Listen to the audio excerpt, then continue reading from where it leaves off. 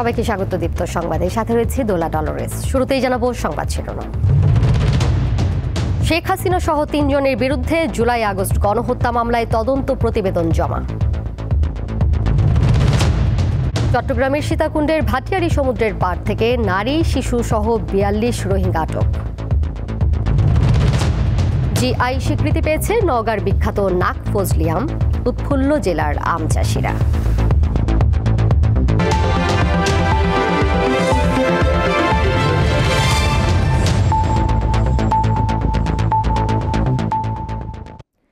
ছাত্র জনতার গণঅভ্যুত্থানে হত্যা ও মানবতা বিরোধী অপরাধের অভিযোগে ক্ষমতাচ্যুত প্রধানমন্ত্রী শেখ হাসিনা সহ ৩ জনের বিরুদ্ধে ট্রাইব্যুনালে তদন্ত প্রতিবেদন দাখিল করা হয়েছে। অন্য 2 অভিযুক্ত হলেন সাবেক স্বরাষ্ট্রমন্ত্রী আসাদুজ্জামান খান এবং সাবেক IGP Chowdhury Abdul Al Mamun. Chief prosecutor জানিয়েছেন, শেখ হাসিনার বিরুদ্ধে হত্যার নির্দেশ সহ অন্যান্য অভিযোগের প্রমাণ পেয়েছে তদন্ত সংস্থা। জুলাই আগস্টে ছাত্র জনতার গণ অভ্যুত্থান ঠেকাতে নজিরবিহীন শক্তি প্রয়োগ করে শেখ হাসিনার নেতৃত্বাধীন আওয়ামী লীগ সরকার। জাতিসংঘের প্রতিবেদন অনুযায়ী ওই সময় ১৪০০-র বেশি মানুষ নিহত হয়, আহতের সংখ্যা কয়েক হাজার। এ ঘটনায় শেখ হাসিনার বিরুদ্ধে মানবতা বিরোধী অপরাধের তদন্ত শুরু হয়। ৬ মাস ২৮ দিনে তা শেষ করে সোমবার প্রসিকিউশনে প্রতিবেদন জমা দেন তদন্ত সংস্থার কর্মকর্তারা। পরে চিফ প্রসিকিউটর এ বিষয়ে সংবাদ সম্মেলন করেন। জানান, ৫টি অভিযোগ আনা হয়েছে ৩ আসামির বিরুদ্ধে। উস্কানি দিয়েছিলেন, প্ররোচনা দিয়েছিলেন ১৪ই জুলাই তারিখে সংবাদ সম্মেলনের মাধ্যমে আন্দোলনরত শিক্ষার্থীদেরকে রাজাকারের বাচ্চা, রাজাকারের নাতিপুতি, রাজাকার এইসব বলেছিলেন।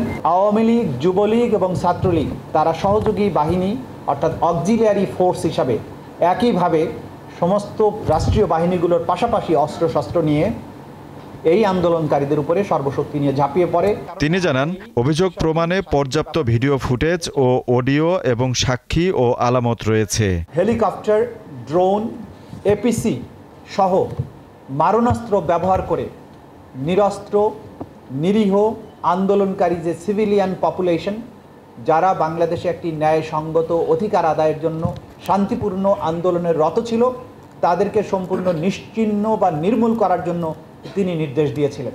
দল হিসেবে আওয়ামী লীগের বিচার প্রসঙ্গেও কথা বলেন তিনি। ভবিষ্যতে সিদ্ধান্ত নেব যে কোনো রাজনৈতিক দলের বিরুদ্ধে তদন্ত করা হবে কিনা এবং তাদেরকে বিচারের মুখোমুখি আনা হবে কিনা। আমাদের তদন্ত সংস্থার কাছে যদি মনে হয় হ্যাঁ এই দলটি রাজনৈতিকভাবে মানবতা বিরোধী অপরাধের সাথে সম্পৃক্ত হয়েছে, তাদের বিরুদ্ধে তদন্ত করা দরকার, তাহলে আইন অনুযায়ী তদন্ত প্রক্রিয়া শুরু হবে এবং যা যা আইনের ব্যবস্থা আছে সেগুলো চলমান হবে। এদিকে জুলাই আগস্টের 2 মামলায় ঢাকা উত্তর সিটি কর্পোরেশনের সাবেক মেয়র আতিকুল ইসলাম, সাবেক স্বরাষ্ট্র প্রতিমন্ত্রী শামসুল হক টুকু, সাবেক আইজিপি AKM শহীদুল হক ও অবসরপ্রাপ্ত মেজর জেনারেল জিয়াউল আহসান সহ 13 আসামিকে সকালে ট্রাইব্যুনালে হাজির করা হয়। আজিজুল ইসলাম, দীপ্ত সংবাদ, ঢাকা। আওয়ামী লীগের কার্যক্রম নিষিদ্ধ করে প্রজ্ঞাপন জারির পর নির্বাচন কমিশন দলটির নিবন্ধন স্থগিত বা বাতিলের বিষয়ে সিদ্ধান্ত নেবে, একথা জানিয়েছেন প্রধান নির্বাচন কমিশনার AMM নাসিরউদ্দিন। তবে প্রজ্ঞাপনের বিষয়ে এখনও কোনো অফিসিয়াল ডকুমেন্ট হাতে পাননি বলে উল্লেখ করেন তিনি। সকালে রাজধানীর আগরগাঁওয়ে নির্বাচন কমিশন সচিবালয়ে সিইসির সঙ্গে অনানুষ্ঠানিক বৈঠকে বসেন ইসির সিনিয়র সচিব আক্তার আহমেদ এবং 2 নির্বাচন কমিশনার তাহমিদ আহমদ ও আনোয়ারুল ইসলাম। এরপর পূর্ব নির্ধারিত সূচি অনুযায়ী যুক্তরাষ্ট্রের কার্টার সেন্টারের 6 জনের প্রতিনিধি দল সিইসির সঙ্গে বৈঠক করেন। পরে গণ অধিকার পরিষদের সদস্যরাও সিইসির সঙ্গে সাক্ষাৎ করেন। এ সময় আওয়ামী লীগ ও জাতীয় পার্টি সহ 14 দলকে নিষিদ্ধ করার দাবি জানানো হয় দলটির পক্ষ থেকে।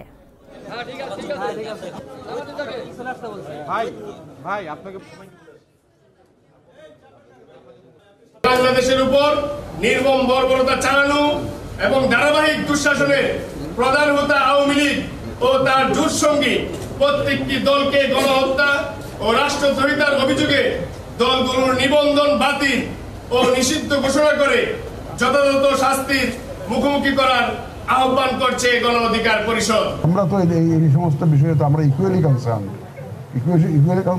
But we are waiting for the gazette notification to come. এটা আসলে এবং আপনারা দেখতে পাবেন।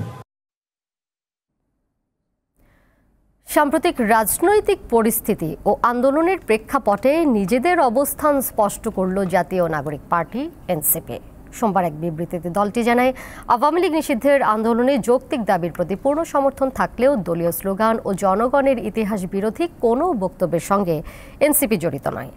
দলটির যুগ্ম সদস্য সচিব সালেউদ্দিন সিফাতের সই করা বিবৃতিতে আরও বলা হয়, তাদের কোনো সদস্য সাম্প্রতিক আন্দোলনে দলীয় স্লোগান কিংবা এই জনপদের মানুষের সংগ্রাম ও ইতিহাস বিরোধী কোনো স্লোগান দেয়নি। ফলে যেসব আপত্তিকর স্লোগান নিয়ে জনমনে প্রশ্ন উঠেছে তার দায়িত্ব সংশ্লিষ্ট পক্ষকেই বহন করতে হবে। এনসিপিকে এর সাথে জড়ানো সম্পূর্ণ অহেতুক ও অনাকাঙ্ক্ষিত। বরং এনসিপি সদস্যদের বক্তৃতা ও স্লোগানে এই জনপদের মানুষের ঐতিহাসিক সংগ্রামের অধ্যায়সমূহ তথা 1947, 1971 এবং 2024-এর প্রতিফলন ছিল।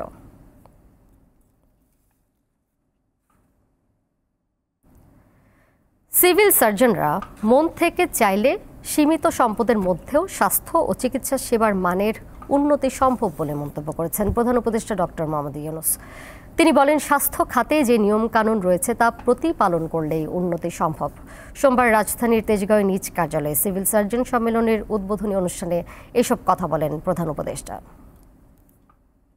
বাংলাদেশের স্বাস্থ্যসেবা এখানেই শেষ। আমরা যারা আছি, আমরা যা করি তাই বাংলাদেশের স্বাস্থ্যসেবা। আমাদেরকে দেখে দেশের মানুষ অনুপ্রাণিত হবে, আমাদের দেখে দেশের মানুষ হতাশ হয়ে যাবে। নির্ভর করবে আমরা কি করলাম সেটার উপর। আমি ডাক্তার, আমি স্বাস্থ্যকর্মী, আমি স্বাস্থ্যের দায়িত্ব নিয়োজিত। স্বাস্থ্যে অনেক কিছু আমি করতে পারি, চিল্লাচিল্লি করতে পারি, কাজ করে ফেলতে। 10 জনকে ডেকে ডাক্তার ও ডাক্তার সবাই মিলে বলবো, আসুন তো ভাই এটা করে ফেলে। আমার বিশ্বাস সবাই সাড়া দেবে। নারায়ণগঞ্জ সিটি কর্পোরেশনের সাবেক মেয়র জেলা আওয়ামী লীগের সাবেক সিনিয়র সহ সভাপতি সেলিনা হায়াত আইভীর জামিন আবেদন নামঞ্জুর করেছে আদালত। দুপুরে নারায়ণগঞ্জ জুডিশিয়াল ম্যাজিস্ট্রেট দ্বিতীয় আদালতের বিচারক শামসুর রহমানের আদালতে জামিন ও ডিভিশনের আবেদন করেন আইভীর আইনজীবীরা। এরপর দুই পক্ষের যুক্তিতর্ক শুনে জামিন নামঞ্জুর করেন আদালত। এর আগে গত শুক্রবার ভোরে নারায়ণগঞ্জ শহরের দেওভোগ এলাকার বাসভবন চুনকাকুটির থেকে সেলিনা হায়াত আইভীকে গ্রেপ্তার করে পুলিশ।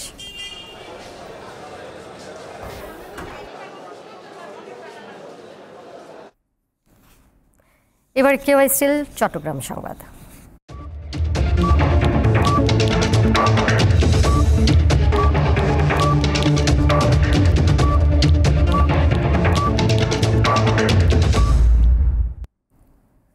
চট্টগ্রামের সীতাকুণ্ডের ভাটিয়ারি সমুদ্রের পাড় থেকে নারী, শিশু সহ 42 রোহিঙ্গাকে আটক করা হয়েছে। বেলা 11টার সময় উপজেলার ভাটিয়ারি সমুদ্র এলাকা থেকে স্থানীয় জনগণ তাদের আটক করে। স্থানীয়রা জানান, সমুদ্রের পানি থেকে বেশ কয়েকজন মহিলা, পুরুষ ও শিশু সহ উপরের দিকে আসতে থাকে। এ সময় স্থানীয়রা তাদেরকে প্রশ্ন করলে তারা জানান, রবিবার রাতে তারা ভাসানচর থেকে চট্টগ্রামে আসার জন্য 4টি ট্রলার যোগে রওনা দেন।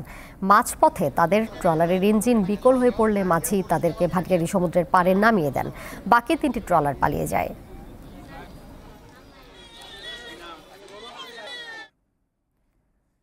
ভারত পাকিস্তান যুদ্ধ পরিস্থিতিতে সীমান্ত দিয়ে অবৈধ অনুপ্রবেশ প্রতিরোধে বাংলাদেশ ভারতের ফেনী সীমান্তে বিজিবির টহল ও গোয়েন্দা তৎপরতা জোরদার করা হয়েছে।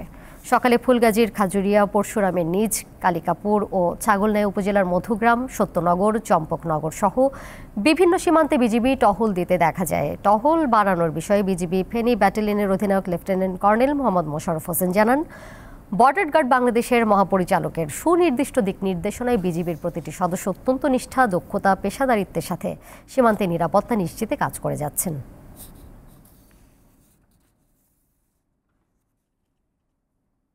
জয়পুরহাটের পাঁচবিবি থানার এসআই আলমগীর কবিরের ডান হাত ও পায়ে ছুরিকাঘাতের ঘটনায় 2 জনকে গ্রেপ্তার করেছে পুলিশ। পাঁচবিবি থানার অফিসার ইনচার্জ মইনুল ইসলাম জানান, গত শনিবার তালাকপ্রাপ্ত এক স্বামী তার সাবেক স্ত্রীকে ডেকে একটি বাড়িতে আটকে রাখলে ওই নারী 999-এ কল করে ঘটনাটি জানান। পরে এসআই আলমগীর কবির গিয়ে ঘটনাটি সমাধানের চেষ্টা করেন। বাড়ি ফেরার সময় রবিবার বিকেলে আলমগীর কবিরকে পেছন থেকে ছুরিকাঘাতে গুরুতর আহত করে পালিয়ে যায় দুর্বৃত্তরা।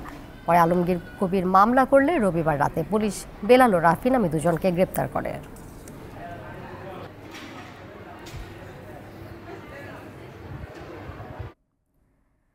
ময়মনসিংহের ত্রিশালে কাজী নজরুল ইসলামের 126তম জন্মজয়ন্তী জাতীয় পর্যায়ে উদযাপনের দাবিতে মানববন্ধন, বিক্ষোভ মিছিল ও প্রধান উপদেষ্টা বরাবর স্মারকলিপি প্রদান করা হয়েছে।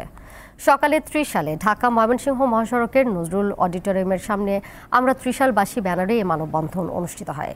জাতীয় পর্যায়ের অনুষ্ঠান ময়মনসিংহের ত্রিশালের নজরুল মঞ্চে পালনের দাবিতে মহাসড়ক অবরোধ সহ নানা কর্মসূচি ঘোষণা করেন বক্তারা। মানববন্ধন শেষে একটি বিক্ষোভ মিছিল বের হয়ে শহরের বিভিন্ন সড়ক প্রদক্ষিণ করে উপজেলা নির্বাহী অফিসারের কার্যালয়ের সামনে এসে শেষ হয়। পরে জেলা প্রশাসকের মাধ্যমে প্রধান উপদেষ্টা বরাবর স্মারকলিপি প্রদান করা হয়। দাবি পূরণ না হলে আরও কঠোর কর্মসূচি পালন করা হবে বলে ঘোষণা দেন বক্তারা।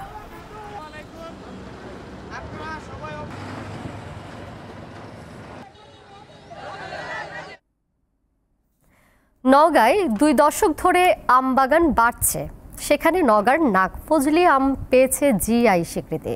এতে উৎফুল্ল জেলার আম চাষিরা। স্বাদ, গন্ধ ও বৈশিষ্ট্যে অনন্য নাগফজলি আম কৃষি বিভাগ ও জেলা প্রশাসনের সহায়তায় চাষিদের আবেদনের প্রায় 1 দশক পর এর জিআই স্বীকৃতি নিশ্চিত হয়। 1 মে বিশ্ব মেধা সম্পদ দিবসে চাষী সমবায় সমিতির সভাপতির হাতে সনদ তুলে দেন শিল্প উপদেষ্টা ও সংস্কৃতি মন্ত্রণালয়ের প্রতিনিধিরা। জুনের শেষ থেকে আগস্ট পর্যন্ত সংগ্রহযোগ্য এই বড় আকৃতির মিষ্টি ও আঁশহীন আমের বাজার মূল্য ও পরিচিতি এখন জাতীয় ও আন্তর্জাতিক পর্যায়ে আরও বাড়বে বলে আশা করা হচ্ছে। এই লাখফজলি আম সর্বপ্রথম আমি কোলারহাট থেকে চারা সংগ্রহ করি। আমাদের বদলগাছি থানার এই লাখফজলি আম সারা বাংলাদেশে সরকারিভাবে স্বীকৃতি পেয়েছে, এটা আমাদের খুব গর্বের বিষয়। জিআই পণ্য হিসেবে স্বীকৃতি পাওয়ায় এটি এখন সারা দেশের সম্পদ। এটি নওগাঁবাসীকে আলাদাভাবে রিপ্রেজেন্ট করবে। আমি বিশ্বাস করি এই আম এখন যে শুধুমাত্র নওগাঁর একটি অঞ্চলেই বেশিরভাগ এটা চাষাবাদ হচ্ছে, বদলগাছি উপজেলায়। আস্তে আস্তে এটি নওগাঁর যে আবহাওয়া প্রকৃতি, এতে আমাদের পুরো নওগাঁ জেলাতে এটা একসময় বিস্তৃতি লাভ করবে। চলতি মৌসুমে জেলায় 500 হেক্টর জমিতে নাগফজলি আমের চাষ হয়েছে। দীপ্ত, বার্তাকক্ষ। বাংলাদেশ সড়ক পরিবহন মালিক সমিতির বার্ষিক সাধারণ সভা অনুষ্ঠিত হয়েছে। রোববার রাজধানীর একটি হোটেলে আয়োজিত এই সভায় দেশের বিভিন্ন স্থান থেকে আসা পরিবহন মালিকরা অংশ নেন। সভায় প্রধান অতিথি হিসেবে উপস্থিত ছিলেন বাংলাদেশ সড়ক পরিবহন শ্রমিক ফেডারেশনের সভাপতি শিমুল বিশ্বাস। অনুষ্ঠানের শুরুতেই বার্ষিক প্রতিবেদন পেশ করেন বাংলাদেশ সড়ক পরিবহন মালিক সমিতির মহাসচিব সাইফুল আলম। এ সময় বক্তারা সড়ক পথে চাঁদাবাজি বন্ধের দাবি জানান।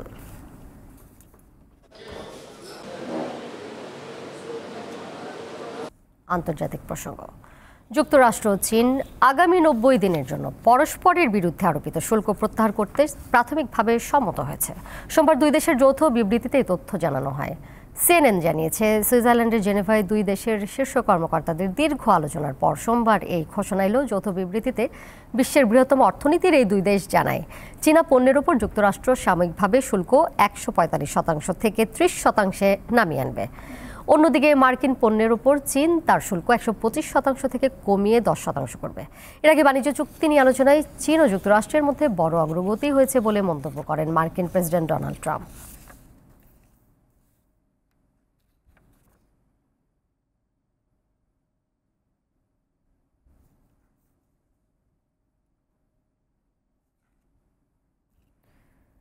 যুদ্ধবিরতি নিশ্চিত করতে জিম্মি এক যুক্তরাষ্ট্রের বংশোদ্ভূত ইসরায়েলি নাগরিককে মুক্তি দেওয়ার কথা জানিয়েছে ফিলিস্তিনের স্বাধীনতাকামী গোষ্ঠী হামাস। রবিবার এক বিবৃতিতে হামাস জানায়, যুদ্ধবিরতি ক্রসিং পুনরায় চালু করা এবং গাজায় সাহায্য ও ত্রাণ পৌঁছে দেওয়ার পদক্ষেপের অংশ হিসেবে এইডান আলেকজান্ডার নামে ওই সৈনিককে মুক্তি দেওয়া হবে। তবে দ্বৈত নাগরিক আলেকজান্ডারকে কখন মুক্তি দেওয়া হবে তা উল্লেখ করা হয়নি বিবৃতিতে। এদিকে গাজা উপত্যকার আশ্রয়কেন্দ্রে ইসরায়েলি হামলায় আরও অন্তত 15 জন ফিলিস্তিনি নিহত হয়েছেন।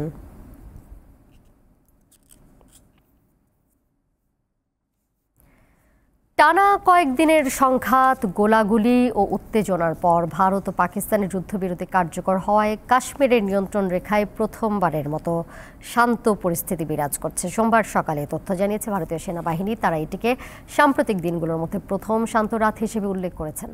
দেশটির সেনাবাহিনী জানিয়েছে, জম্মু কাশ্মীর ও আন্তর্জাতিক সীমান্ত জুড়ে রোববার রাতটি মোটামুটি শান্তিপূর্ণ ছিল, কোথাও কোনো গোলাগুলির ঘটনা ঘটেনি। সাম্প্রতিক উত্তেজনার পরিপ্রেক্ষিতে এটি প্রথম শান্ত রাত। এদিকে সংঘাত স্থায়ীভাবে বন্ধ করার উপায় নিয়ে আলোচনা করতে সোমবার সন্ধ্যায় ভারত ও পাকিস্তানের মধ্যে সরাসরি আলোচনা হওয়ার কথা রয়েছে। এর আগে টানা কয়েকদিনের সংঘাতের পর গত শনিবার ভারত ও পাকিস্তান স্থল, আকাশ ও পানিপথে সব ধরনের গোলাগুলি ও সামরিক অভিযান বন্ধ থাকবে বলে একমত হয়।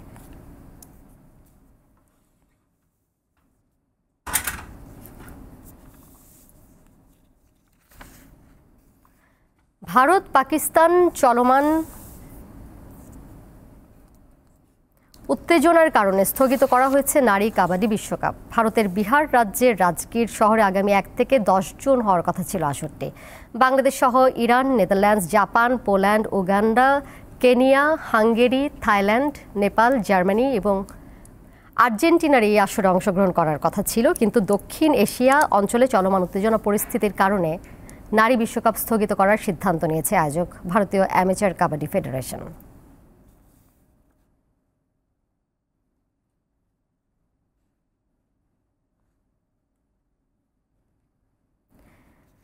তালেবান সরকারের নৈতিকতা আইনে জুয়া নিষিদ্ধ থাকায় দাবাকে জুয়ার উৎস হিসেবে বিবেচনা করে আফগানিস্তানে দাবা খেলা নিষিদ্ধ করা হয়েছে। আন্তর্জাতিক বিভিন্ন গণমাধ্যম সোমবার এই তথ্য জানায়। আফগানিস্তানের ক্রীড়া পরিচালনা অধিদপ্তরের মুখপাত্র আতাল মাসফানি এএফপিকে বলেন, শরীয়ত অনুযায়ী জুয়াকে একটি বিবেচনা করা হয় যা গত বছর ঘোষিত সদাচার প্রচার ও অসদাচরণ নিষিদ্ধকরণ আইনে নিষিদ্ধ। তিনি বলেন, দাবা খেলার বিষয়ে ধর্মীয় বিবেচনা রয়েছে এবং এই বিবেচনাগুলোর সমাধান না হওয়া পর্যন্ত আফগানিস্তানে দাবা খেলা স্থগিত থাকবে।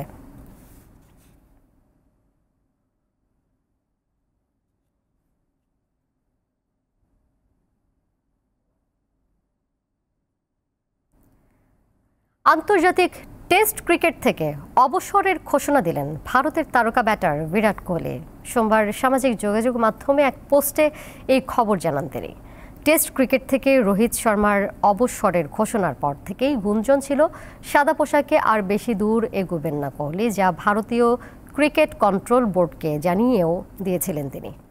অবশেষে সব জল্পনা কল্পনার অবসান ঘটিয়ে টেস্ট ক্রিকেট থেকে আনুষ্ঠানিকভাবে অবসরের ঘোষণা দিলেন সময়ের অন্যতম সেরা এই ব্যাটার। প্রায় 14 বছরের টেস্ট ক্যারিয়ারে 123টি টেস্ট ম্যাচে 9,230 রান করেন কোহলি, যেখানে আছে 30টি শতরান এবং 31টি অর্ধশতক। শেষ করব দীপ্ত সংবাদ, যাবার আগে শিরোনামগুলো জেনে দিব আরও একবার। শেখ হাসিনা সহ 3 জনের বিরুদ্ধে জুলাই আগস্ট গণহত্যা মামলায় তদন্ত প্রতিবেদন জমা। চট্টগ্রামের সীতাকুণ্ডের ভাটিয়ারি সমুদ্রের পাড় থেকে নারী শিশু সহ 42 রোহিঙ্গা আটক। জিআই স্বীকৃতি পেয়েছে নওগাঁর বিখ্যাত নাক ফজলি আম, উৎফুল্ল জেলার আম চাষিরা।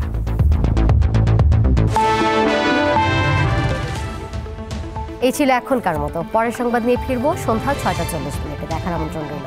এছাড়াও আরও তথ্য এবং বিনোদনের নানা খবরাখবর জানতে যুক্ত থাকুন দীপ্তর ডিজিটাল প্ল্যাটফর্মে। ধন্যবাদ সবাইকে এতক্ষণ সাথে থাকার জন্য।